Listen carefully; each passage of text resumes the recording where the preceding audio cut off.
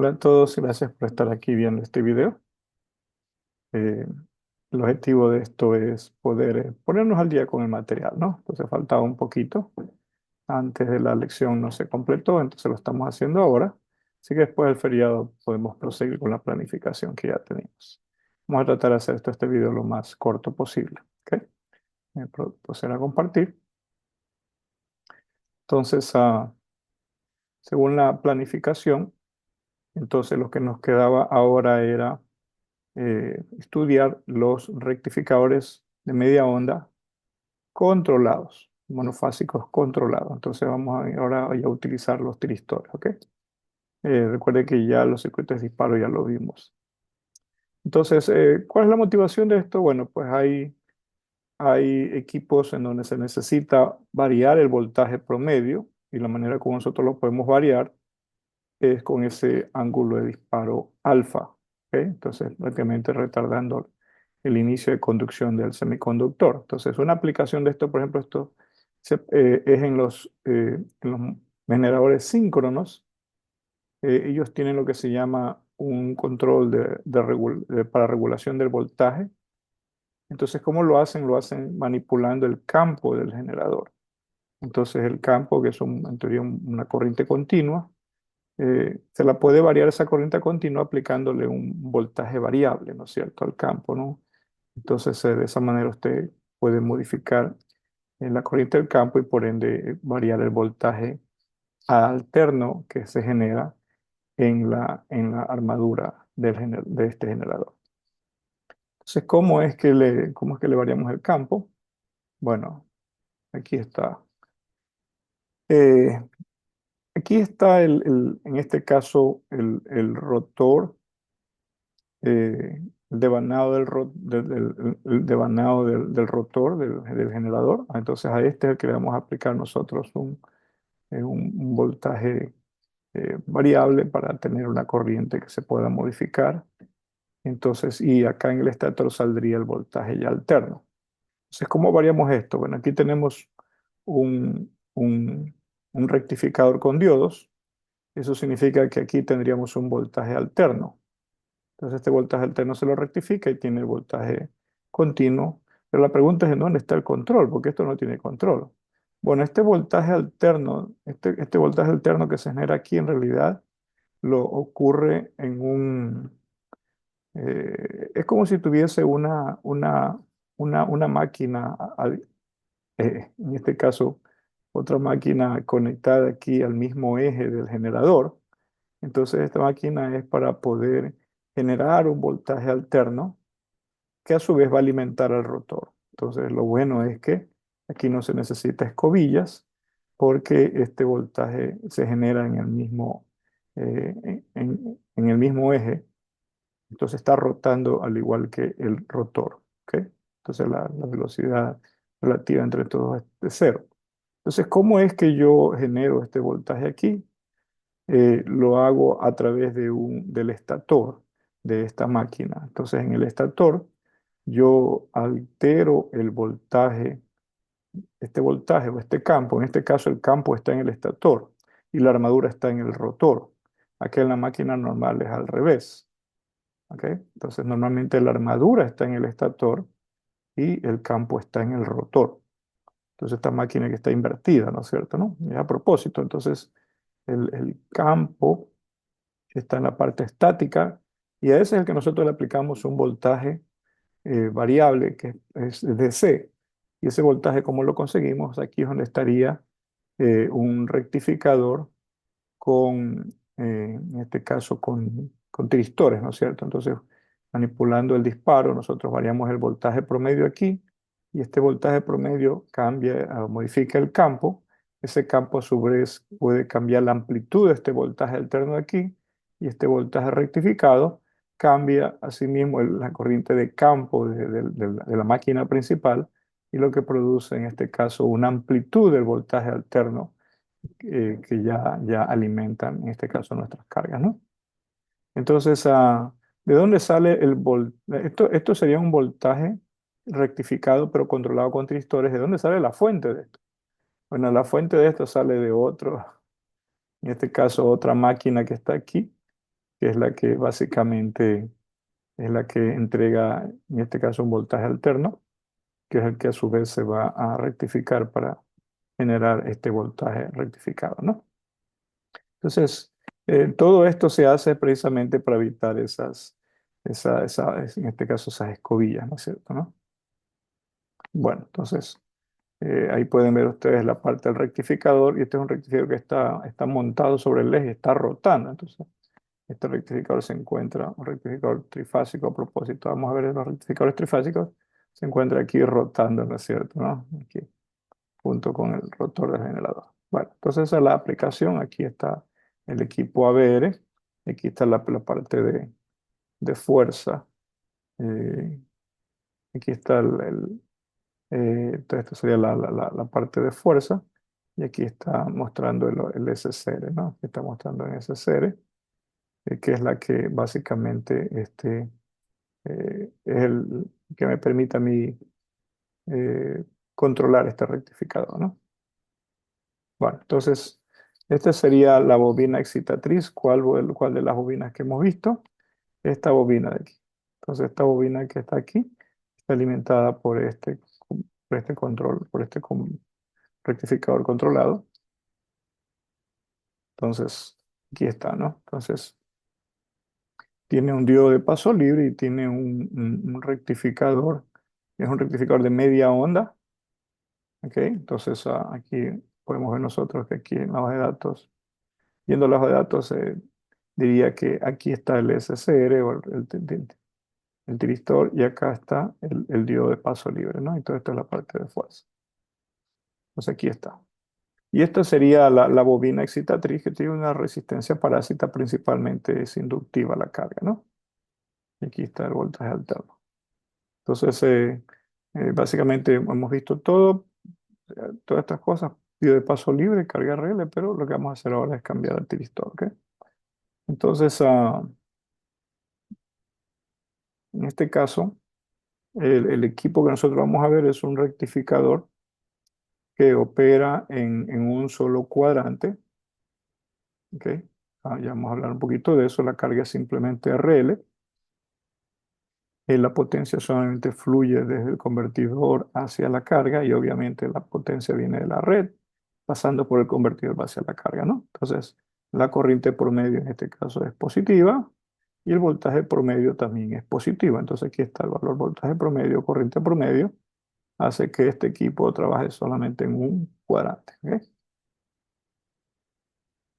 Entonces, aquí está.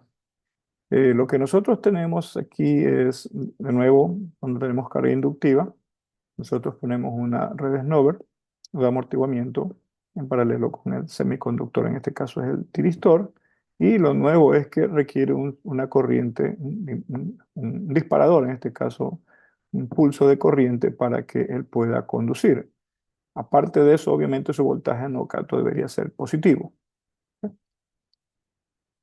Entonces, ¿cuándo es que se lo dispara? En este caso hay un valor arbitrario alfa para disparar el tiristor. Entonces, por ejemplo, aquí está el voltaje de la fuente, acá está omega t igual a cero, pero sin embargo ahí no inicia la conducción, sino que nosotros esperamos, en este caso, un ángulo. Eso ya depende de los objetivos de control. Vamos a asumir nosotros que el control en este caso eh, está decidiendo que ese es el valor de alfa. Entonces se genera un pulso de corriente, y en ese momento ese pulso se lo aplica al tiristor, y el tiristor empieza a conducir. Como la carga es inductiva, la corriente empieza desde cero. ¿Ok? Ahora, ¿cómo sería el voltaje de salida? Bueno, pues si se enciende el tiristor, el voltaje de salida automáticamente se es igual al voltaje de entrada. La corriente arranca de cero, pero el voltaje no necesariamente arranca de cero, sino en donde esté en ese momento la fuente, ¿no? Entonces aquí, cuando inicia la conducción, el voltaje de la fuente es mayor que cero, y eso es lo que aparece en la salida. De ahí el resto es idéntico. De ahí, por el efecto inductivo, la corriente siempre, el cruce por cero de la corriente está trazado con respecto al cruce por cero del voltaje de la red. Ahí está. Ahora, lo que se entiende es que como nosotros hemos retardado el disparo, entonces el inductor va va a conducir por menos tiempo. Por eso el ángulo gamma, el ángulo de conducción, va a ser menor que cuando teníamos diodos con alfa igual, donde el alfa era cero, ¿no? De ahí el beta sigue siendo lo mismo, el beta donde es el ángulo de extinción de la corriente. Y gamma es el ángulo de conducción. ¿Ok? Entonces todo se parece, a excepción de que la corriente arranca ya no desde cero, sino desde omega t igual a alfa. ¿Ok? Excelente. Entonces, las ecuaciones diferenciales son las mismas. En este caso, el análisis lo vamos a hacer desde alfa hasta beta. La corriente antes de eso es cero y después de eso es cero. Entonces, haciendo esta asunción, entonces escribimos las mismas ecuaciones diferenciales. Nada ha cambiado. La parte natural, la parte forzada, la parte natural de la corriente. Ahora, lo nuevo va a ser aquí, cuando vayamos a calcular esta constante de integración A, evaluando la condición inicial. La condición inicial antes decía que alfa valía cero, y ahí es de la corriente era cero, o sea, para omega t igual a cero, la corriente es cero.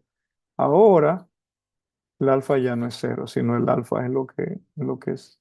En este caso se dé como dato, es una variable de control. Entonces, en este caso me tienen que dar alfa y yo evalúo omega t igual a alfa y eso, ahí es donde la corriente se hace cero. ¿Ok? Entonces el alfa ya no necesariamente es cero. Y entonces hago esa evaluación, evalúo en t sub alfa o en alfa igual a cero. Y ahí tengo la expresión. Entonces usted se da cuenta, la constante de iteración ya es un poquito más grande porque ya depende de alfa. Entonces, ¿qué es alfa aquí? Es un valor que tiene que ser dado, ¿ok? Excelente. Entonces, ahí está la corriente. Y claro que a medida que yo empiezo a modificar el valor de alfa, la corriente va a cambiar y su valor promedio va a cambiar, ¿no? Entonces, la pregunta es, bueno, ¿cuánto es beta? Porque siempre tenemos que calcular beta. Tomamos la expresión que tenemos hasta ahora, evaluamos en beta e igualamos a cero. Omega t igual a beta. Y aquí está la expresión. Entonces, la diferencia es que ahora vamos a tener el alfa metido en esa expresión. ¿Ok? Entonces, para hallar beta, alguien tiene que darnos el alfa. ¿Ok? Entonces, eso significa que aquí el beta no solamente va a depender del ángulo de la carga, como ha sido hasta ahora, sino que también va a depender de alfa. Entonces, vamos a tener unas curvas aquí que son, bueno, donde hay tres coordenadas, ¿no? Entonces, alfa, beta y el ángulo phi. Entonces, eso básicamente es la relación entre estas tres, sería una especie de una curva en el espacio, pero nosotros lo que vamos a hacer aquí para evitar esos gráficos tridimensionales, vamos a hacer es a graficar en dos dimensiones nada más y vamos a utilizar las famosas curvas de nivel que aprendimos nosotros alguna vez, ¿no? Entonces, aquí está la misma expresión, solo en términos de gamma, es igual a cero, y ahí aquí está el mismo script, ¿no?, que nosotros hemos utilizado, solo modificado, obviamente, para poder hallar ese beta o ese gamma, ¿no? Y aquí está. Entonces, note usted que ahora, antes lo que hacíamos nosotros era barrer diferentes ángulos de carga y para cada ángulo de carga calculamos el beta. Ahora no solamente hay que barrer la carga, sino que barrer alfa. Y para cada carga, para cada combinación de carga y de alfa, nosotros tenemos un correspondiente beta. Entonces, resulta que, como aquí ya tenemos solamente dos dimensiones, entonces vamos a hacer un barrido de carga, pero ya no continuo, sino en este caso con valores discretos, entonces separados, distanciados. Entonces hemos escogido aquí unos cuantos valores de carga, desde 0 hasta 90, con intervalos o pasos de 15 grados. Entonces, una vez que ya hemos hecho el barrido de la carga, ahora vamos a barrer, eh, vamos a hallar el gamma o el beta para cada alfa.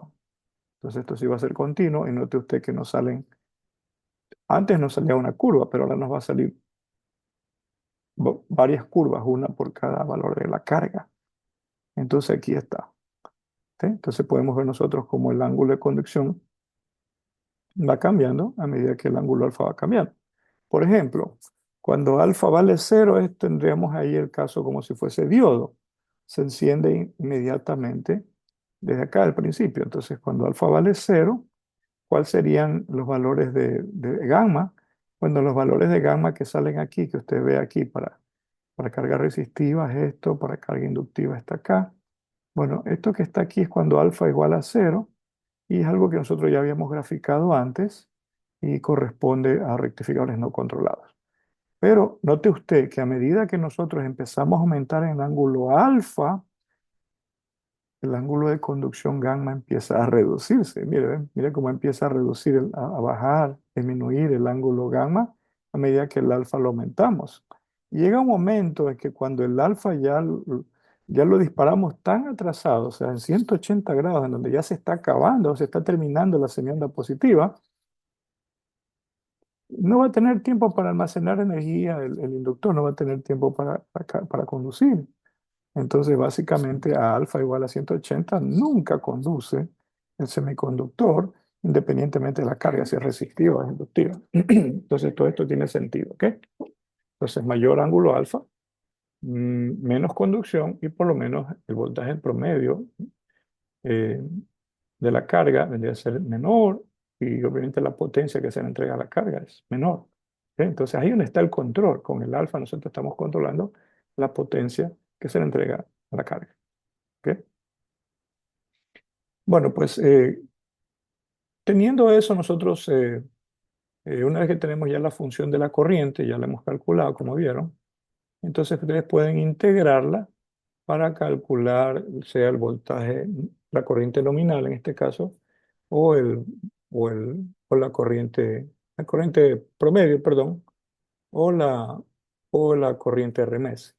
Aquí la sub n lo único que está diciendo es que es normalizado, o sea, se le está dividiendo para raíz de 2b sobre z. ¿Ok? Entonces aquí están ya si usted coge a mano, en este caso es más complicado hacer esa integral, así que si usted le llama a MATLAB para que realice esta integración y de esa manera calcula la corriente promedio normalizada, entonces aquí está el código y al final grafica, ¿no? Entonces aquí está como la corriente RMS, la corriente promedio, perdón, va variando con el alfa.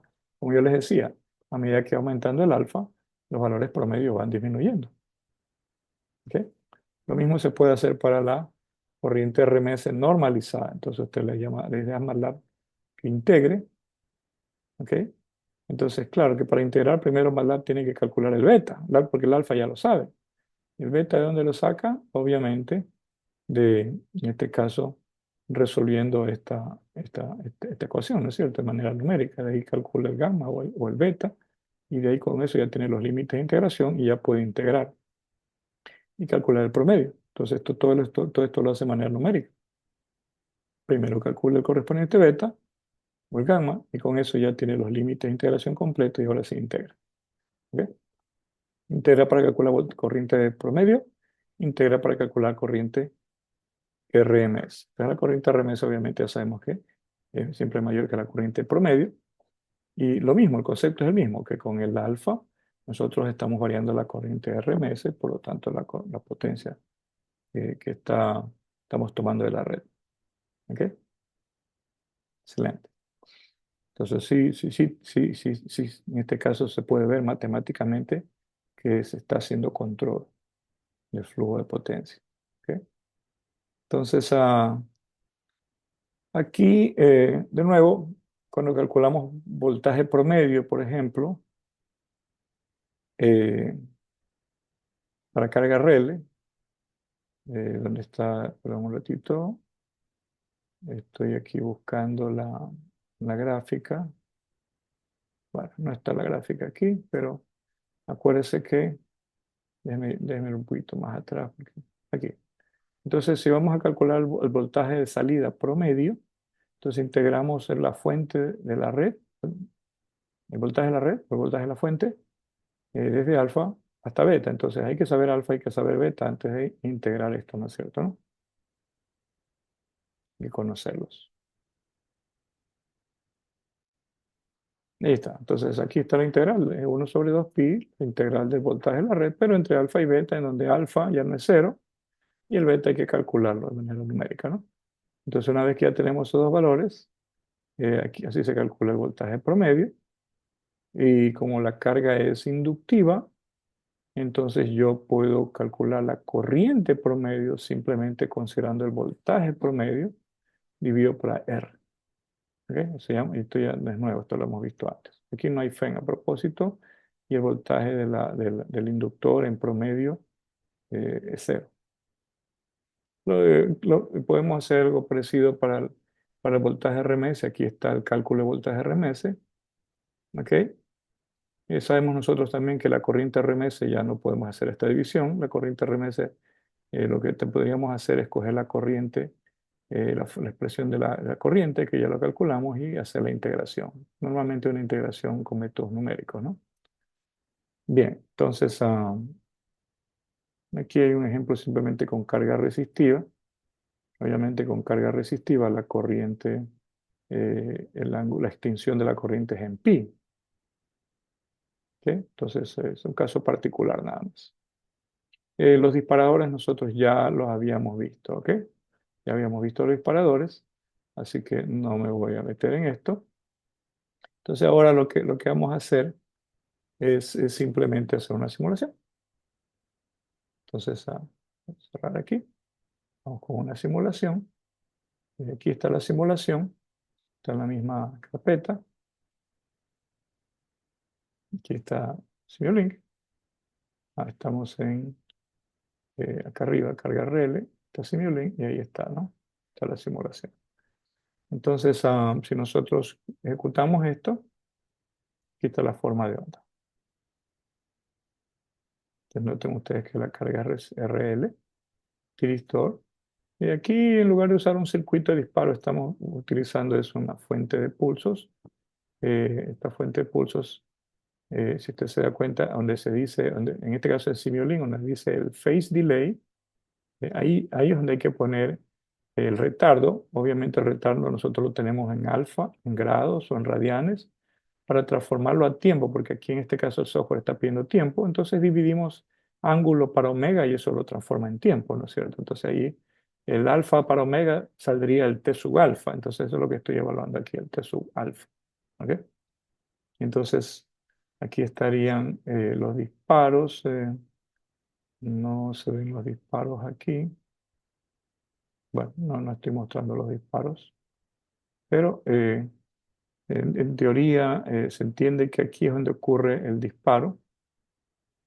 Entonces note usted cómo en ese momento recién empieza a conducir el inductor y el tiristor y automáticamente el voltaje de la fuente, voltaje de la salida se hace igual al voltaje de la fuente hasta que se apaga el tiristor y eso ocurre más allá del cruce por cero por el efecto de la carga inductiva.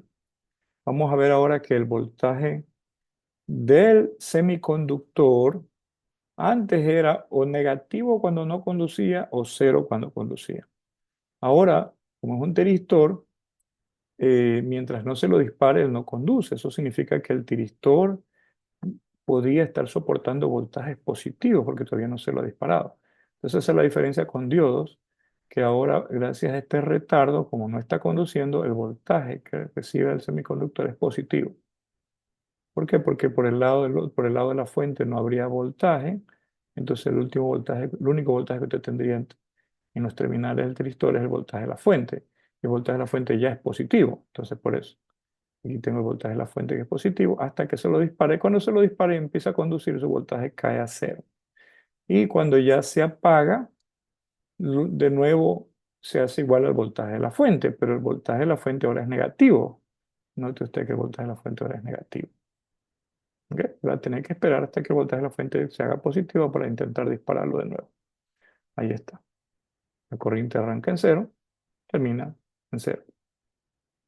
¿Ok? Excelente.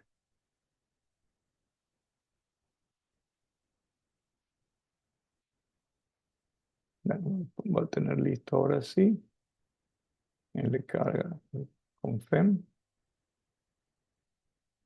Ahí está. Ya. Entonces, Ahora sí nos cambiamos de presentación, ahora es con FEM.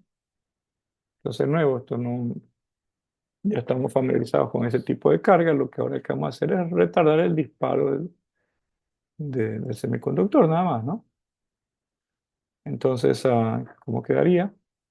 A ver, de nuevo, aquí está la FEM, aquí está el voltaje de la red. Y cuando no conduce el tiristor, el voltaje del tiristor es el voltaje de la red menos el voltaje de la FEM. Como todavía no conducen, no habría corriente ni en el inductor ni en la resistencia, por lo tanto estos no aportarían contención. Entonces el voltaje, cuando todavía no conduce el tiristor, es el voltaje de la red menos el voltaje de la FEM. Entonces esa diferencia está aquí. Ese vendría a ser el voltaje que recibe el semiconductor cuando todavía no conduce. En el momento, eso significa que en ese sector que está ahí, en ese intervalo, es en donde nosotros lo podemos disparar al tiristor. Antes, cuando era diodo justo, se encendía aquí cuando se intersectaban los dos voltajes. Ahora no. Ahora no se va a encender ahí. Ahora lo que voy a calcular eta, pero solamente para establecer una condición mínima para el ángulo alfa. Por ejemplo, el ángulo alfa no, el disparo no puede ocurrir antes de eta, ya sabíamos nosotros, pero no tiene que ocurrir exactamente a eta, puede ocurrir después de eta. Entonces podemos ver nosotros que el alfa tiene que ser mayor que eta. Pero asimismo el alfa ya no puede retrasárselo hasta pi, porque nosotros vemos que aquí en esta segunda intersección el voltaje de la fuente, el voltaje del tiristor, perdón, hasta ahí es positivo. Si usted lo dispara más adelante, ya el voltaje del tiristor ya es negativo, entonces por más que lo disparen no se va a encender. Entonces el rango apropiado o válido para disparar el tiristor está entre eta y pi menos eta. Aquí hay que dispararlo. Entonces esa sería la condición para poder disparar este tipo de tiristor cuando hay FEM. ¿Ok? Claro que si la FEM es negativa, obviamente el intervalo se expande más todavía, ¿no? Ocurre el efecto contrario. Básicamente puedo dispararlo de t igual a cero. Ya no tengo que esperar. ¿Ok? Entonces, eh, por lo tanto, tenemos que calcular el eta, que ya lo hemos calculado antes. Aquí está el cálculo de eta. Pero de nuevo, eta no significa que alfa va a ser igual a eta, simplemente que alfa va a ser mayor o igual que eta. ¿Ok? Excelente. Entonces, aquí estaría la respuesta, ¿no? La simulación. Aquí está, aquí es donde ocurre el eta, justo en la intersección, ese es eta, y en la segunda intersección sería el pi menos eta, ¿no? Entonces el alfa tiene que ser entre estos dos, tiene que ser disparado entre estos dos, dentro de este intervalo. Y aquí se lo dispara, ese es el alfa, que se mide obviamente es negativo a la cero, y efectivamente disparó y desde ahí arranca la corriente. Esto se vuelve a repetir en el siguiente ciclo. ¿Ok? Ahora, ¿qué pasa si nosotros no respetamos esa condición? ¿Qué pasa si el alfa lo tratamos de disparar al tiristor antes de eta? Mire, básicamente nunca se disparó el tiristor, la corriente permaneció en cero. ¿Por qué? Porque el voltaje del tiristor era negativo. Por más que se le envió el pulso, se le aplicó el pulso, no disparó. Entonces no se violó. El rango de alfa en este caso está en una región que en este caso no es válida, ¿no es cierto? ¿No? ¿Qué pasa si el alfa lo hacemos demasiado grande en cambio? O sea, lo aplicamos después de pi menos eta y claro, antes de pi, pero aún así no dispara tampoco. ¿Ok? Entonces podemos ver que hay que respetar eso, ¿no? Este, entonces ninguno de estos intervalos conduce. Excelente. Ahora, ¿qué pasaría, por ejemplo, si usted... eh, a veces esto puede ocurrir sin que uno se dé cuenta. Por ejemplo, uno piensa, según los cálculos, que el alfa es mayor que eta, pero a lo mejor sucede que, qué sé yo, mis cálculos están erróneos o a lo mejor los parámetros de la red, que es la inductancia, y las resistencias son, o en este caso la FEM, es diferente a lo que yo había calculado. Entonces, cuando yo le aplico el disparo, no se me va a encender porque cometió un error en los valores medidos, en los valores de los parámetros del circuito. Entonces, ¿qué podemos hacer nosotros aquí para corregir esto, esta incertidumbre, por decirlo así? Nosotros lo que podemos hacer es, como ya vimos en los circuitos generadores de disparos, podemos generar una ráfaga. Mire, entonces esto les sabe llamar un disparo alargado, por ejemplo, ¿no? Entonces, en realidad lo que se está haciendo es enviando una ráfaga de pulsos. Entonces, obviamente, mientras sea menor que eta, no se va a disparar el tristor, pero justo cuando ya se cumple la condición de que eta se iguala alfa se hace igual a eta, o alfa ya está pasando por eta, en ese momento ahí justo se enciende el semiconductor. ¿Ok? Entonces ahí se encendería como si fuese diodo, pero ahora como es un tristor hay que generar el disparo. Y ahí se encendería. Entonces no se encendió en el alfa inicial, sino en el alfa igual a eta. ¿Ok? O sea, por lo tanto se comportaría como si fuese un rectificador con diodos nada más, ¿no? Excelente. Entonces aquí sí vemos nosotros que este sí está cumpliendo la condición y por lo tanto aquí lo que se está haciendo es calculando el alfa, ¿no es cierto, no? Ahora, ¿qué es lo que se ha hecho aquí? Em,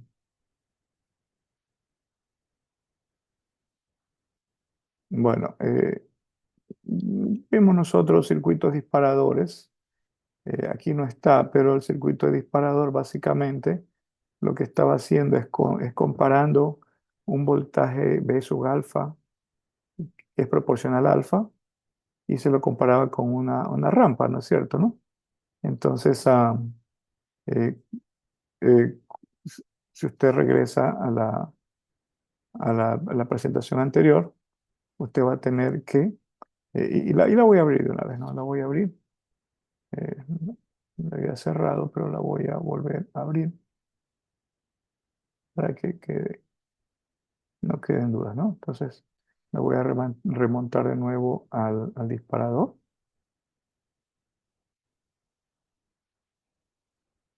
Ahí está, ¿no? Entonces, nota usted que hay una rampa que tiene, en este caso, bueno, dura solamente, eh, está presente durante la semionda positiva de la señal. Entonces aquí estoy comparando yo, para generar el alfa, estoy comparando un voltaje control llamado V sub alfa, que es proporcional al alfa, y lo comparo con una rampa.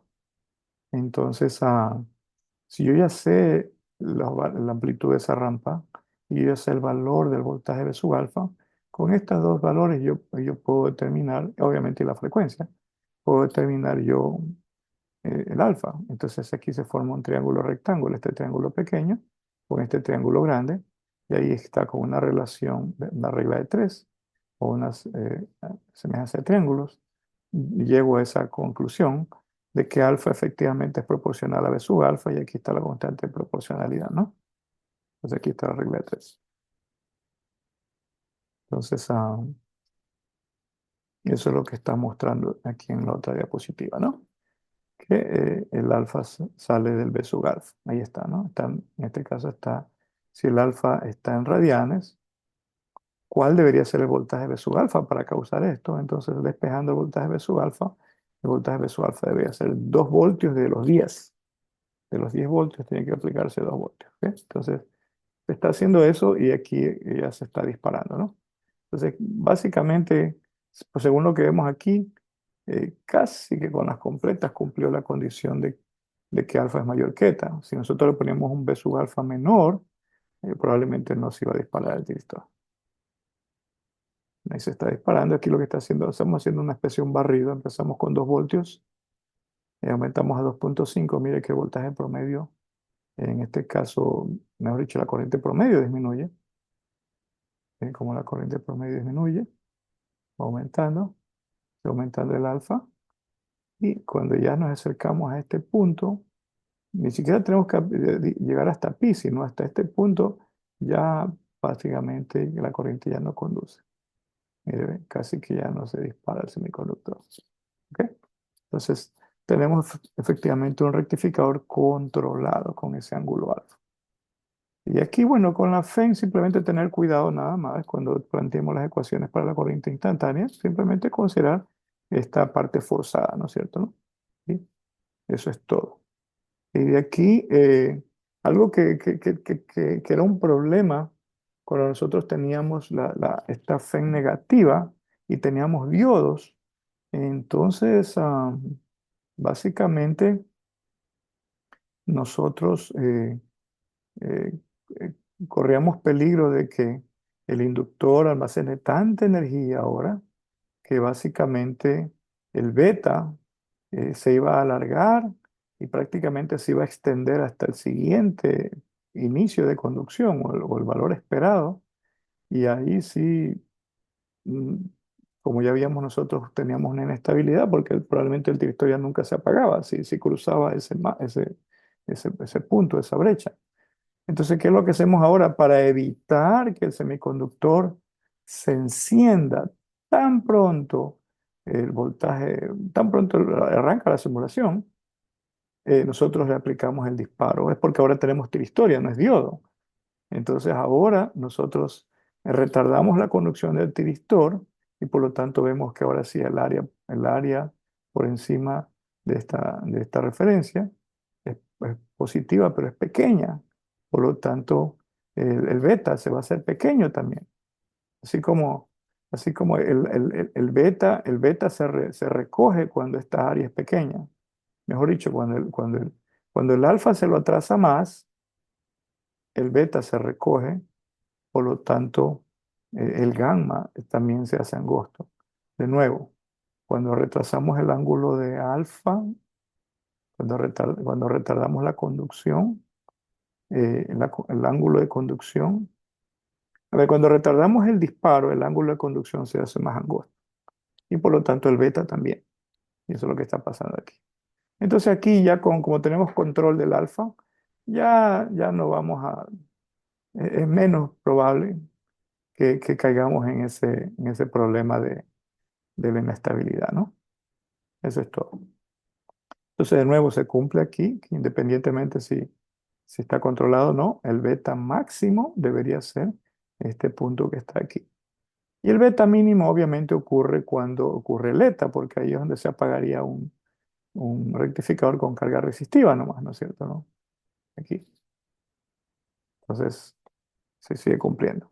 A propósito, si solamente analizando la curva, nosotros ya sabemos que la FEN es negativa, porque aquí vemos la FEN es negativa.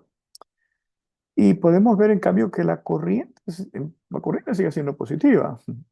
La corriente promedio es positiva. Entonces, la FEM es negativa, pero la corriente promedio es positiva. ¿Ok? Y ahora veamos el voltaje del rectificador. Bueno, el azul es el voltaje del rectificador y casi que todo el tiempo es negativo. Por lo tanto, el voltaje azul promedio también es negativo. Entonces tenemos el voltaje promedio de la salida negativo, el voltaje de la FEM es negativo y la corriente promedio es positiva. Entonces aquí está, corriente positiva, corriente que va a la carga es positiva, pero el voltaje de la FEM es negativo y el voltaje promedio, toda la carga es negativo. Esto es lo que nosotros le llamamos que la potencia es negativa, porque voltaje por corriente es potencia. Entonces, en este caso me saldría una potencia positiva, perdón, negativa. Si la potencia me sale negativa, significa que la potencia no va hacia la carga, sino que más bien la potencia va de la carga hacia, hacia la fuente, está regresando hacia la potencia. ¿Ok? Entonces, ese es el modo inversor en cambio.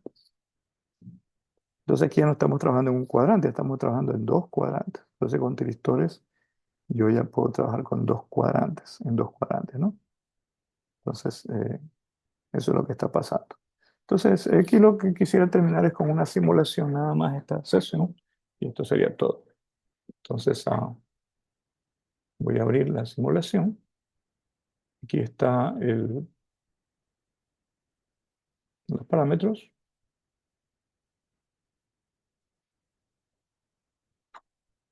y aquí está el modelo.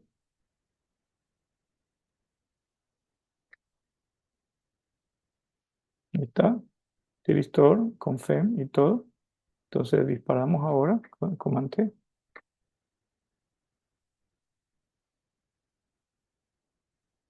Está simulando. El disparo es un alfa cualquiera, pero ese alfa tiene que ser mayor que el eta. Vamos a ver. Efectivamente, el alfa es mayor que el eta. Tiene que ser mayor más a la derecha de esta intersección. Entonces, efectivamente, alcanza a encenderse el tiristor. ¿Ok? Y y ahí estarían los voltajes. Este sería el voltaje ánodo-cátodo. ¿Cómo calcular el voltaje ánodo-cátodo? Bueno, el voltaje ánodo-cátodo sería voltaje ánodo, sería la red, en todo momento es la red. Y el cátodo en este caso sería el voltaje de salida. Sería el voltaje de salida. Entonces, lo que habría que hacer es el voltaje de la red, restarle el voltaje de salida, y eso sería el voltaje de ánodo-cátodo. ¿Ok? Excelente. Entonces, mientras está conduciendo, obviamente el voltaje no cátodo es cero. ¿Está bien? Excelente. Entonces, ¿qué más? Ok. Ah, ya. Entonces, lo que vamos a hacer ahora es agregarle eh, a este mismo, este sería el modelo detallado, modelo con semiconductor. Pero ¿qué pasa si queremos un modelo matemático de esto? También lo tenemos aquí, ¿no? Le dice modelo, ya, pero ese ya está con el diodo de paso libre. Pero un ratito. No, aquí está, aquí está, aquí está. Aquí está el modelo. eh, Solamente con la FEM podemos probar nosotros. Aquí están los disparos. Pueden comparar con los modelos de los rectificadores no controlados, se va a ver la similitud. Entonces la diferencia aquí es que en este caso eh, esto, esto, esto que está aquí inicia eh, cuando se le aplica el disparo. Ahí está el disparo. Entonces en este caso esto permite básicamente resetear el integrador y en ese momento es en donde empieza ya, en este caso, a generarse la corriente una vez que se resetea ese integrador. Y eso se resetea y es habilitado por este disparo, ¿no? Entonces, corremos esto y ahí comparamos nosotros con la forma de onda de acá y ahí está, están los dos. Vamos un ratito que aquí, y lamentablemente el zoom no me está dejando, interfiere con me cubre la gráfica, no me permite moverlas, pero ahí está, ¿no? Entonces el modelo, ya ni siquiera sé cuál es el modelo matemático y el modelo detallado, ¿no? Entonces eso es buena noticia. Bueno, entonces ahí están estas dos simulaciones y finalmente lo que quería mostrar era con el diodo de paso libre, ¿no? Entonces voy a correr este que tiene el modo de paso libre. Ahí está. A propósito, am, este modelo, como ya tiene, como ya tiene prácticamente mm, o sea, ya hice a mano, ya resolví a mano las ecuaciones diferenciales y obtuve la función de la corriente. Entonces, ya que ya tengo la función de la corriente, aquí simplemente la evalúo. Entonces, discretizo el tiempo y empiezo a evaluar para para cada tiempo el respectivo valor de la corriente y el respectivo valor del voltaje. Y luego, como ya tengo todos los pares ordenados, los grafico. Entonces, aquí lo que hice fue todo lo que hice a mano y lo planteo, lo plasmo en un archivo script de Simulink, no, de Simulink, de MATLAB, de código de MATLAB. Y aquí está, ¿ven? Nada de esto, yo aquí no estoy simulando ningún circuito eléctrico, o sea, no tengo un simulador de redes eléctricas. ¿Ok? Todo esto es simplemente gráfico de una función matemática nada más, ¿no? Entonces, vamos a compararlo ahora sí con, con la simulación. Entonces, Vamos a ver, aquí está el modelo.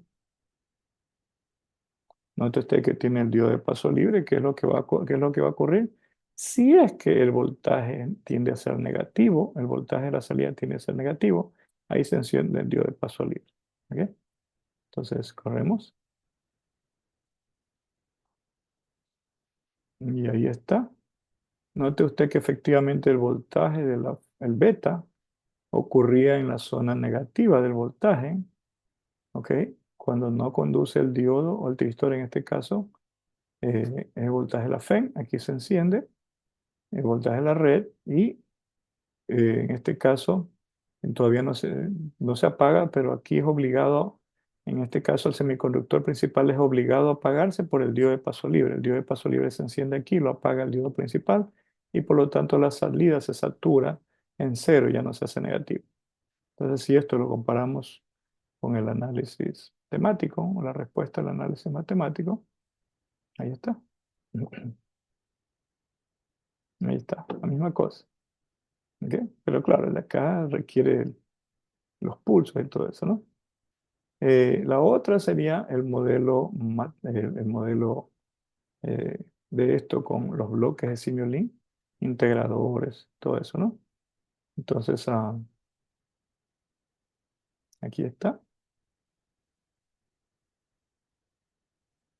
Entonces, aquí está el modelo ya con, en este caso, con el diodo de paso libre. Entonces, obviamente el diodo de paso libre le agrega un interruptor más.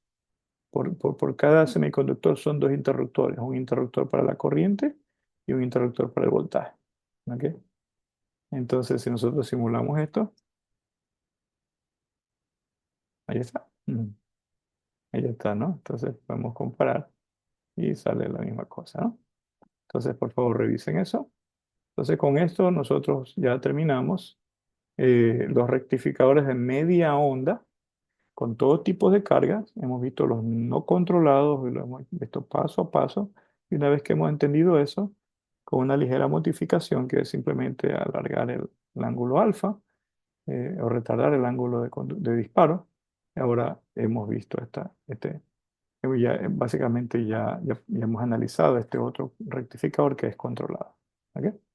Entonces eso sería todo. Por favor, revisen este video y no se olviden de responder unas par de preguntas solamente para asegurarse que han entendido esto. ¿Ok? Gracias. Pasen muy bien.